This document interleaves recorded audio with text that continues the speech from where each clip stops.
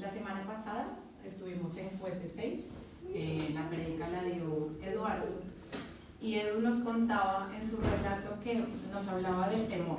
Básicamente nos decía que el temor tiene dos caras.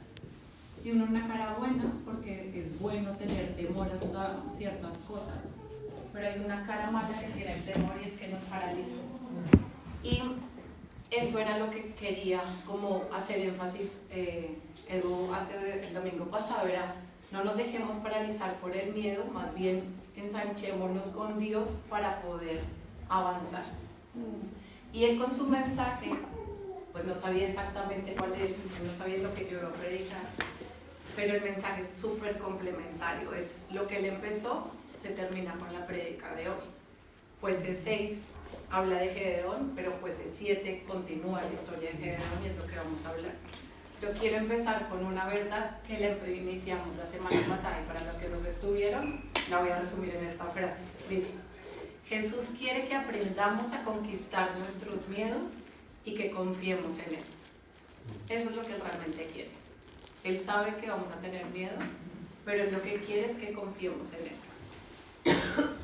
Vamos a continuar, como lo decía, la historia de Gedeón, que me encanta como lo que dijo Eleni, porque dice que nosotros nos sentimos incapaces o nos sentimos de pronto no válidos, y esto era justo las características de Gedeón. En Jueces 6 él dice que se autodenominó como el más insignificante de su familia. Dice que, o sea, yo creo que infinidad de veces nos hemos podido sentir así, insignificantes, no válidos o incluso incapaces, y podemos decir como Señor, ¿es verdad que tú quieres utilizarme a mí para algo? Es como que podemos tener. Pero me encanta pensar en momentos así en 1 de Samuel 16:7. Y esto es lo que quiero empezar antes de entrar al capítulo que tengamos en la cabeza. Es, porque el Señor no mira lo que mira el hombre. El hombre mira lo que está delante de los ojos, pero el Señor mira el corazón. Hoy lo que quiero que aprendamos es qué fue lo que pudo haber visto Dios en Gedeón, que para nosotros es relevante en el día de hoy, ¿vale? He titulado la prédica de hoy en ¿y tú en quién confías? Vamos a entender en qué realmente estamos basando nuestra confianza, porque las características que veremos en este capítulo nos podrán mostrar realmente en quién estamos confiando. Pues vamos a leer Jueces 7, lo voy a leer del 1 al 22 y empezamos desde ahí, ¿vale? Es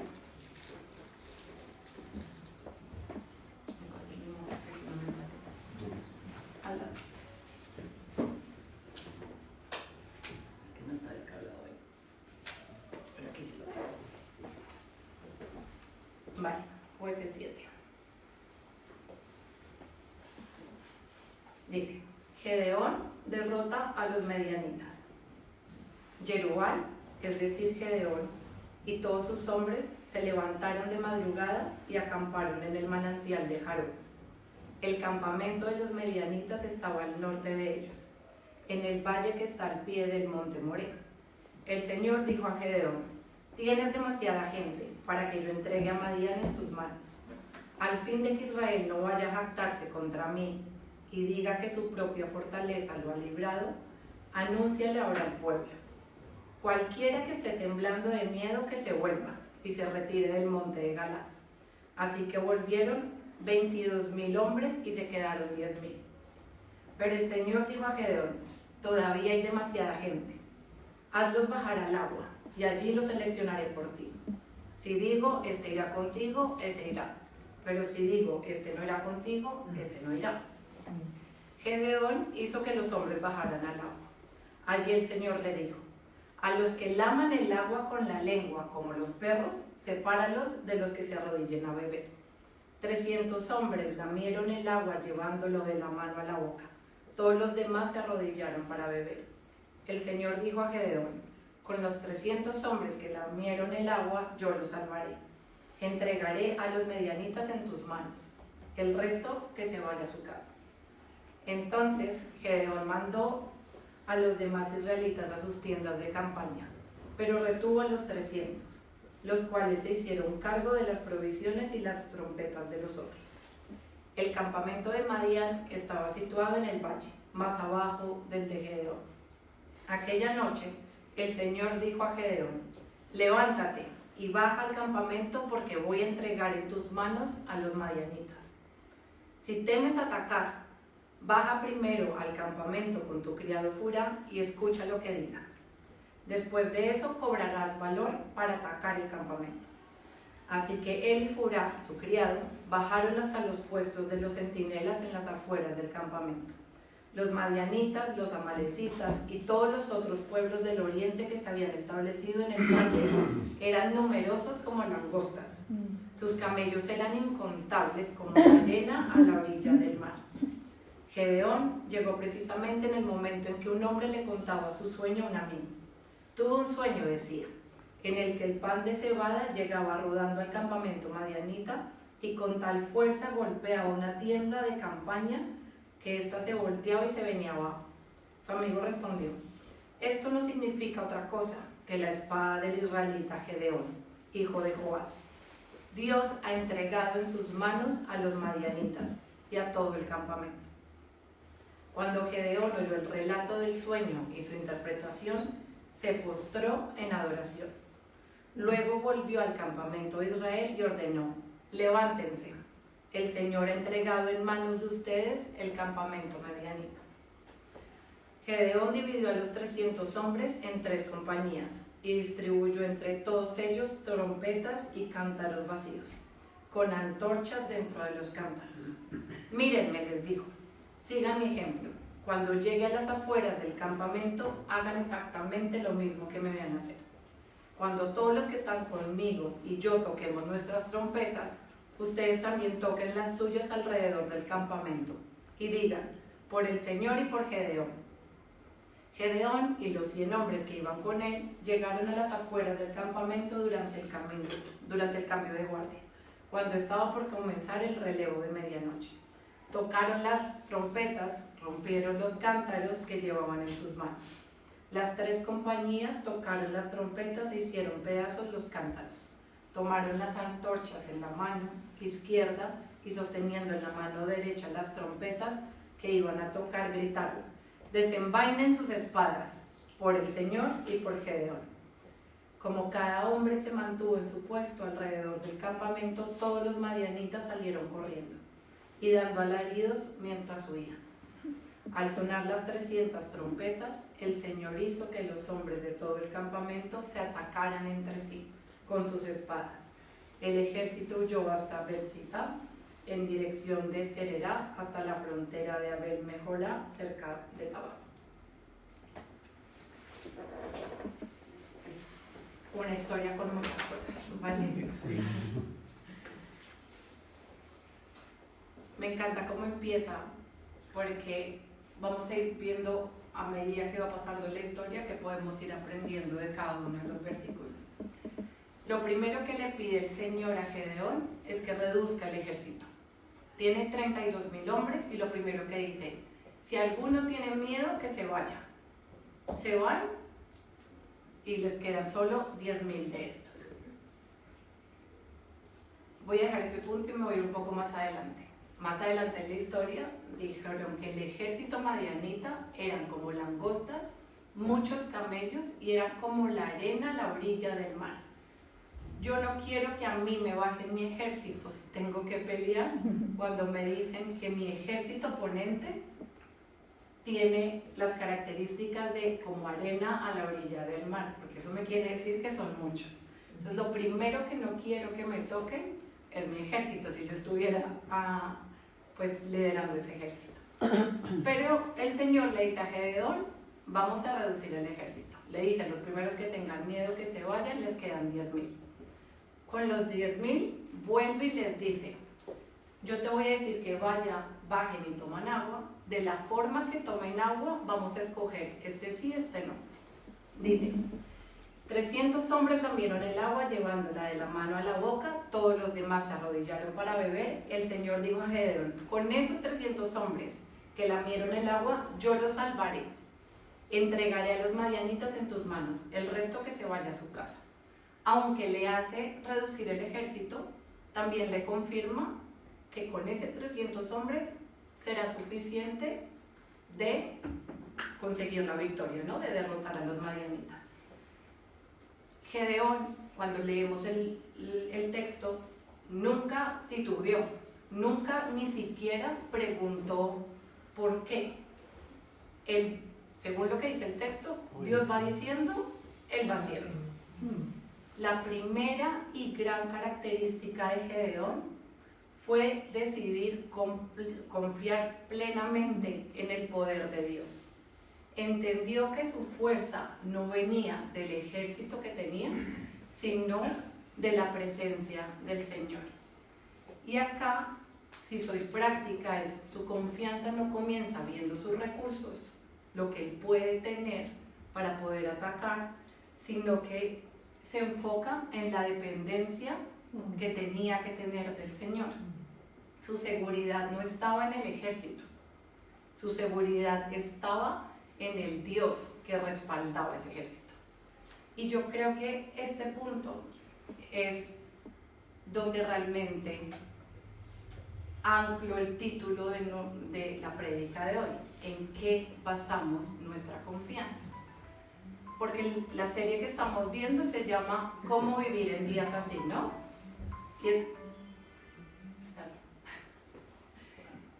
Se llama ¿Cómo vivir en días así? Decir que confiamos en Dios es fácil. Yo creo que muchas personas decimos confiamos en Dios. Pero actualmente voy a nombrar ciertas cosas que nos pueden poner a pensar si realmente estamos confiando en Dios o no. El dinero y la estabilidad económica actualmente muchas veces es la base de nuestra confianza. Lo que tenemos guardado en el banco, lo poco, lo mucho, o el ingreso que recibimos, muchas veces actualmente es nuestra confianza. Segunda cosa, los títulos. La preparación que tenemos muchas veces también puede ser, pues como estudié esto, tengo un máster en esto, es lo que me ancló mi éxito. La experiencia y la trayectoria. Hay veces que nos va yendo bien en la vida, pero nos va yendo bien por ciertas decisiones que tomamos, y lo que hacemos es, como esto ya lo he hecho antes, pues probablemente pueda que me vuelva a salir bien, pero no estamos buscando la dirección de Dios. También tenemos el enchufe llamado en España, de pronto los contactos o esas personas que nos pueden ayudar, pues confiamos por eso.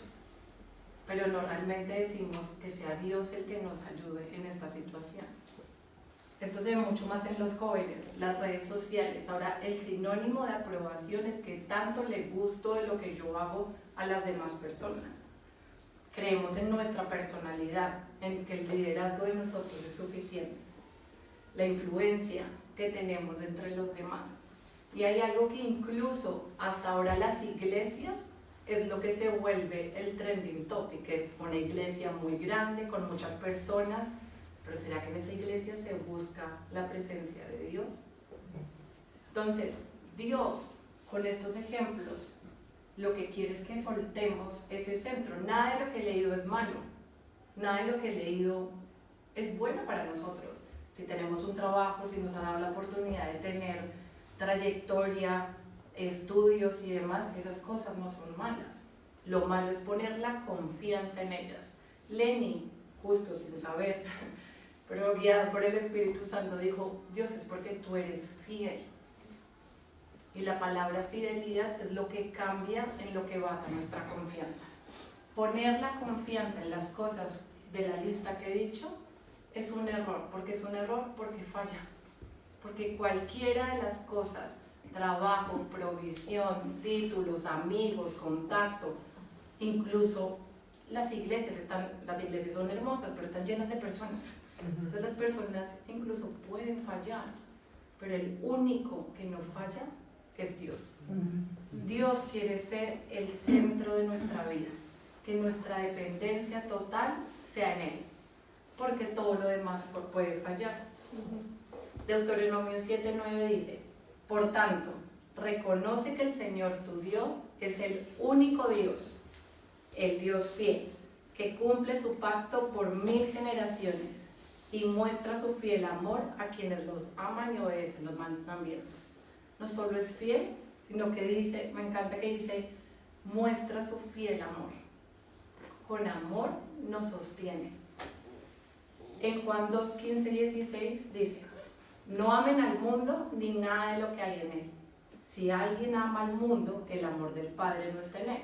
Porque nada de lo que hay en el mundo, es decir, los malos deseos de la carne, la codicia de los ojos y la arrogancia de la vida, proviene del Padre, sino del mundo. Otro versículo, Colosenses 3, del 1 al 4. Ya que han resucitado con Cristo, busquen las cosas de arriba, donde está Cristo sentado a la derecha de Dios. Concentren su atención en las cosas de arriba, no en las de la tierra, pues ustedes han muerto y su vida está escondida con Cristo en Dios. Cuando Cristo, que es la vida de ustedes, se manifieste, entonces también ustedes serán manifestados con él en gloria. 3 versículos. Uno nos dice que Dios es fiel. El segundo nos llama a decir, no amen lo que está en el mundo. Y el tercero vuelve y nos recalca, confiemos en las cosas que están arriba. Busquemos anheladamente eso. Es decir, Dios sabe que vivimos en el mundo y nos ha dado buenas cosas. Es un Padre maravilloso, nos ha dado buenas cosas. Pero lo que nos llama es a no poner la confianza en estas cosas. Que siempre volvamos, aunque estemos muy agradecidos de lo que tengamos, nuestros ojos siempre a estar mirándola a él. Fijar nuestros ojos en Dios. Entonces, ¿qué aprendemos de Gedeón? La confianza en el poder de Dios.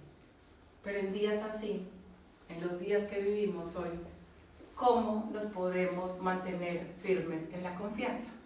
Porque la vida va así, la vida fluctúa, tenemos problemas, miedos, situaciones complejas. Vamos a aprender 3 cosas. En la historia de Gedeón, en el versículo 9, dice, aquella noche el Señor dijo a Gedeón, levántate y baja al campamento, porque voy a entregar en tus manos a los medianitas. Si temes atacar, baja primero al campamento con tu criado Furá y escucha lo que diga. Después de eso, cobrarás valor para atacar el campamento. Lo primero que hace Dios a decirle a Gedeón es lo que él quería, lo que iba a hacer con él. Le dijo, te voy a entregar al campamento, o sea, al ejército madianita. Te voy a dar la victoria, vas a tenerla. Le da dirección, pero lo segundo que hace es que no desconoce el sentimiento que tenía Gedeón. Por eso le dice, si temes atacar. Él ya sabía que Gedeón, aunque estaba actuando, todavía tenía miedo. Y le dice, si tienes miedo para que vuelvas y recobres valor, baja al campamento enemigo y escucharás algo. Dios quiere hablarnos, pero de nosotros, para poder mantenernos firmes en esa confianza, tiene que haber un anhelo y un deseo de escuchar la palabra de Dios. Y no solo escucharla, sino también hacerla. Porque no se puede decir confío en Dios y al mismo tiempo ignoro su dirección. Dios quiere hablar igual que con Gedeón, y lo decía Lenny hoy también, gracias Lenny por todos los spoilers, pero quiere hablar a tu situación específica. Lenny lo dijo al principio, dijo, Dios quiere hablarnos específicamente en nuestras situaciones. Dios no solo le habla a Gedeón, Dios le quiere hablar a uno en su problema directo, en tu necesidad actual, pero la dirección de Dios requiere nuestra disposición.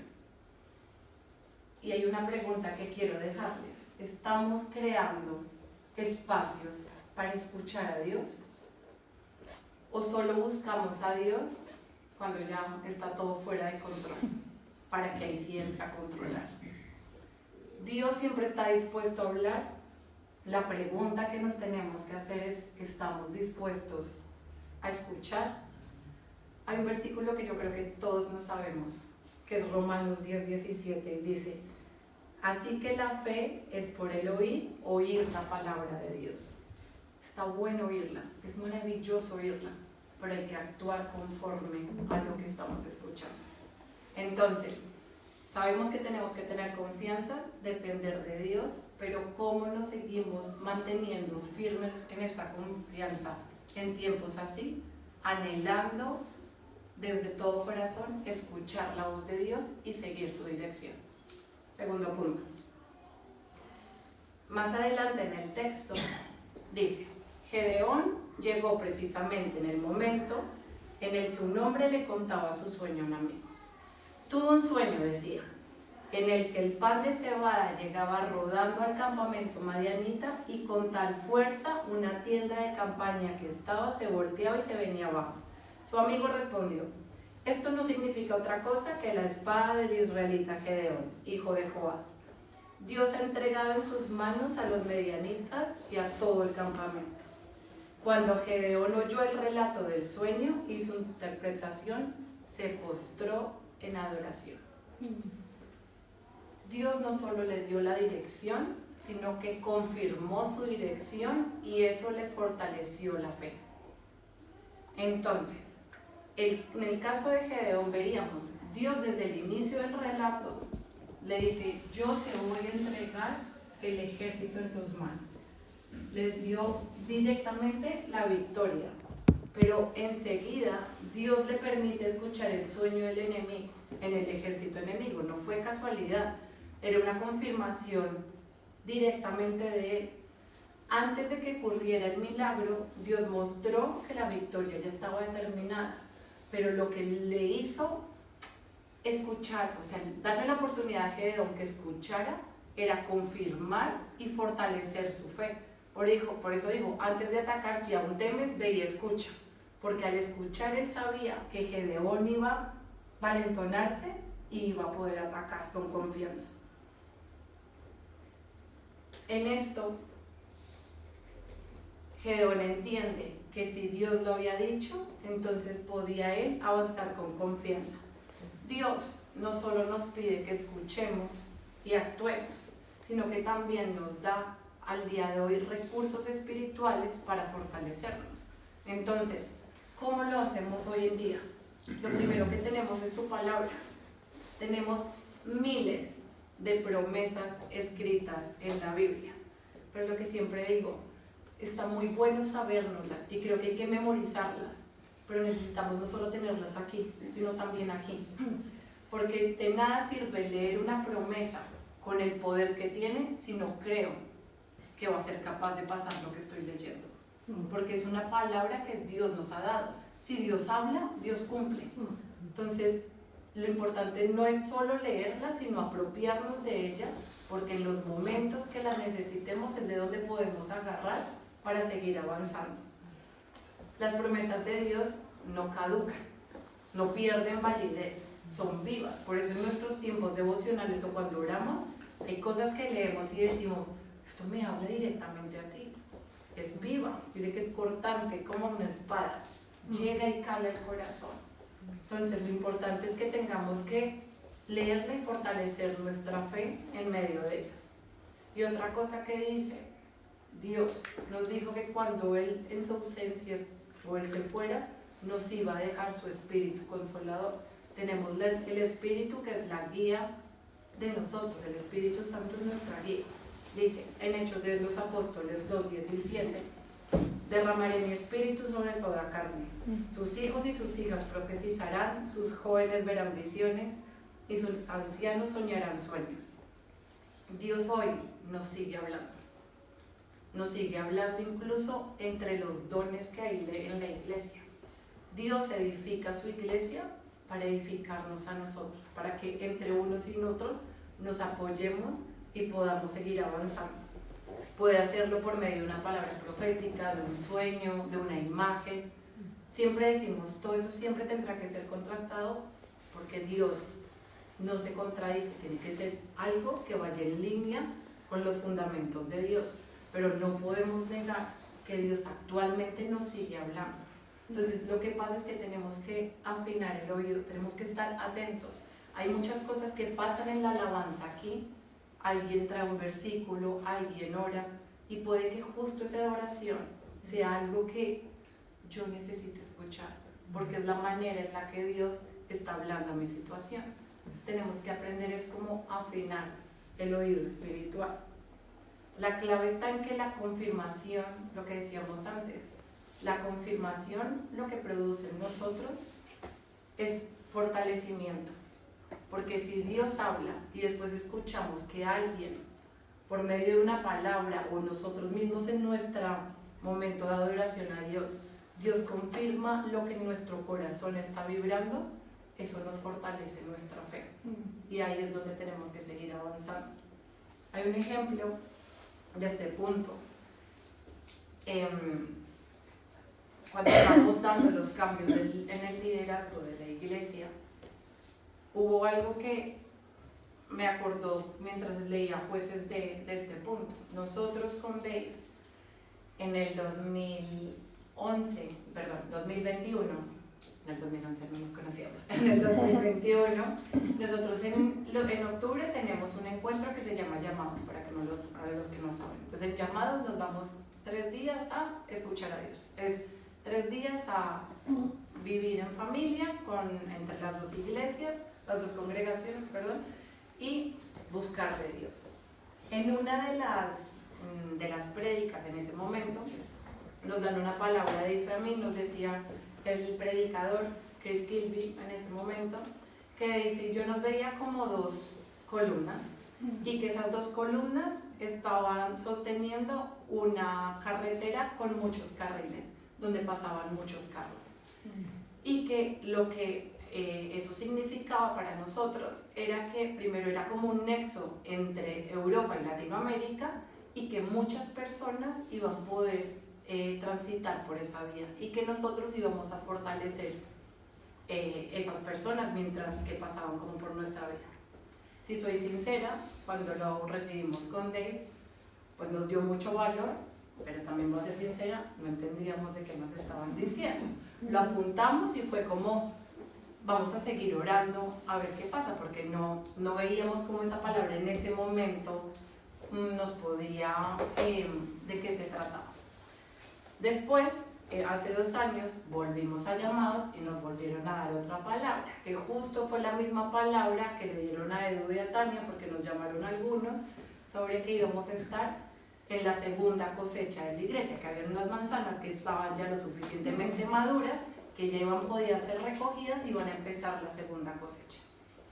Cuando escuchamos eso, pues también dijimos, gracias Dios por tenernos en cuenta, pero no podíamos ver exactamente eso en nuestra vida, qué significaba, pero la volvimos a anotar. Si es palabra de Dios, pues la anotamos y sentíamos eso en el corazón. El año pasado, Oli ya tenía 2 años, entonces nosotros dijimos, ya podemos volver a meternos más de lleno a la iglesia, porque con niños pequeños al principio es complicado. Entonces dijimos, ya cuando tenía 2 años, dijimos, ya nos da como más chance de volver a entrar. Y el año pasado empezamos desde enero a orar, a decir, Dios, ¿dónde tú nos quieres? Y decíamos, si hay algo en el corazón, queremos montar un grupo, que era lo que nosotros decíamos, otro grupo. Ya habíamos tenido varios grupos, pues otro grupo. Jamás en la vida nos podíamos haber imaginado lo que nos iba a pasar. O sea, jamás, porque lo mismo, nos sentíamos un poco como Gedeón, incapaces nosotros, o sea, eso es para otros, eso es para alguien, no sé.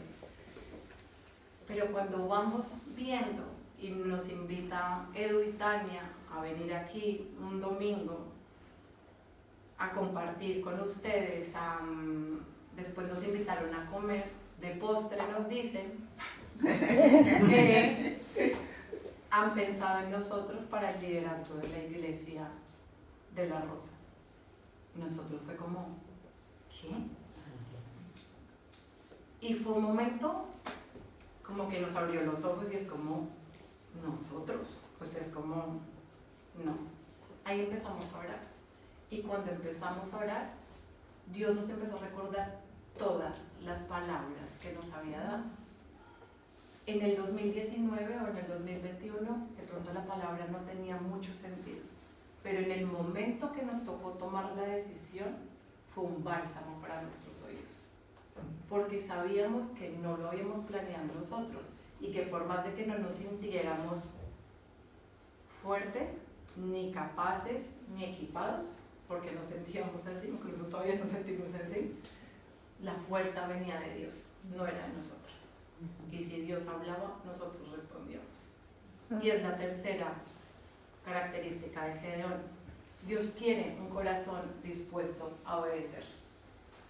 Gedeón no fue elegido ni por su ejército, ni por su ni por su perfil, porque dice que él era el más insignificante de su familia, no era el más valiente. Yo siempre le decía, si te ves atacar, en el capítulo anterior, como Dios nos decía, lo llama de un guerrero valiente, como tratarlo de llamarlo por lo que iba a hacer, no por cómo se sentía.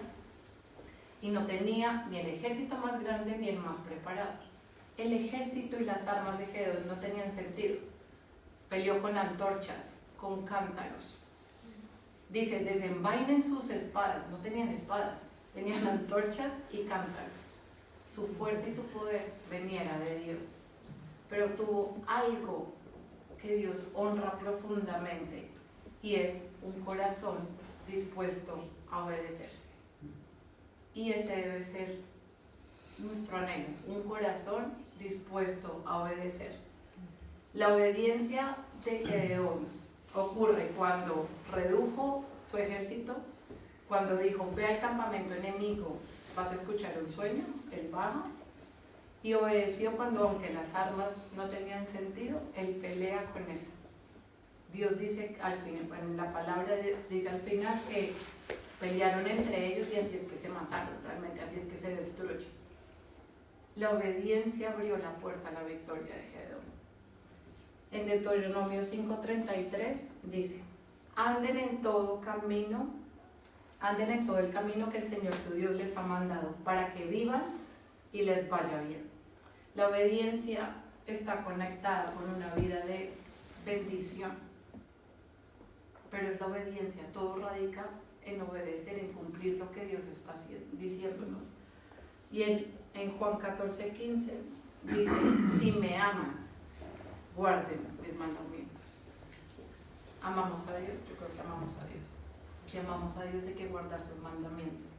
La obediencia no es por azote. La obediencia es por amor, por el Padre amoroso que nos ha dado. Entonces, ¿cómo vivir en días así? Primero, dependencia total en Dios.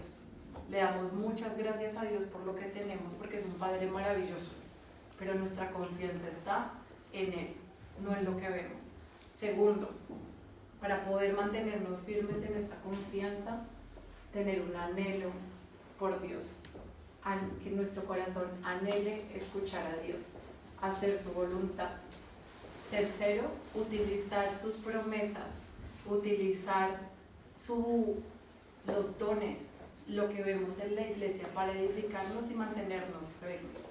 Y la última, obedecer lo que Dios nos dice. ¿Sí me dejan? Ahora sí vamos a hablar. Les voy a decir. Señor, yo te quiero dar gracias porque la pregunta jamás será si creemos en ti, porque creemos en ti.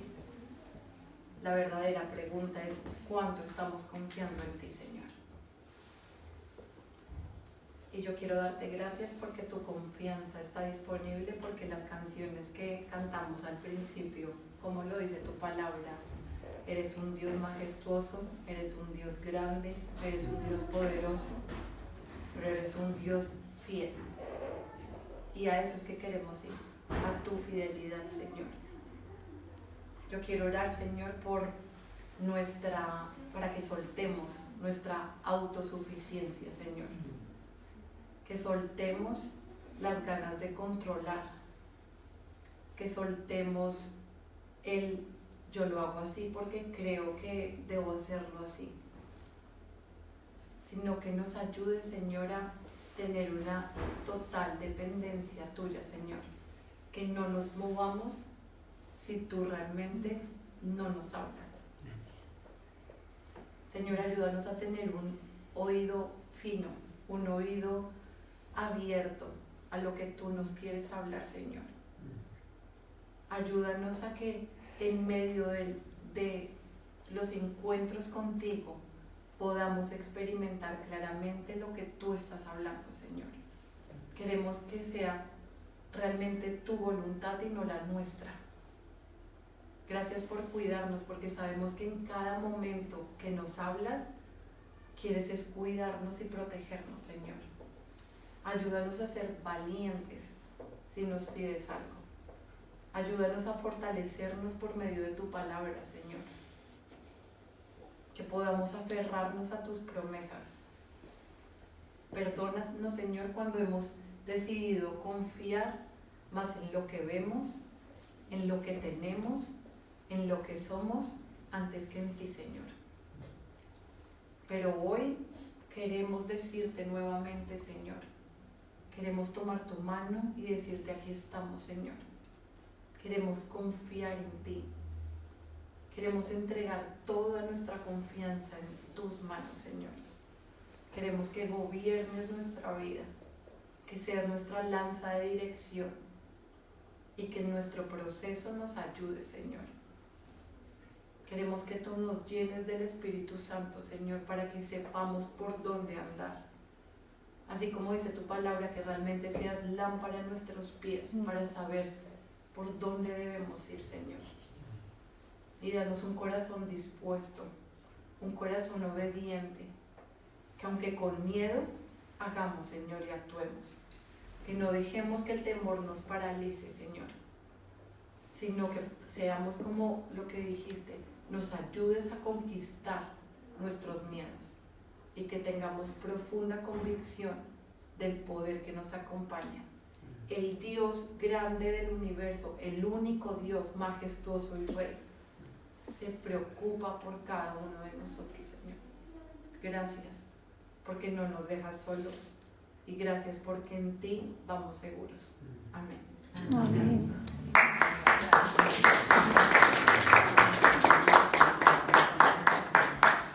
Muy bien. Vamos a seguir con alabanza, pero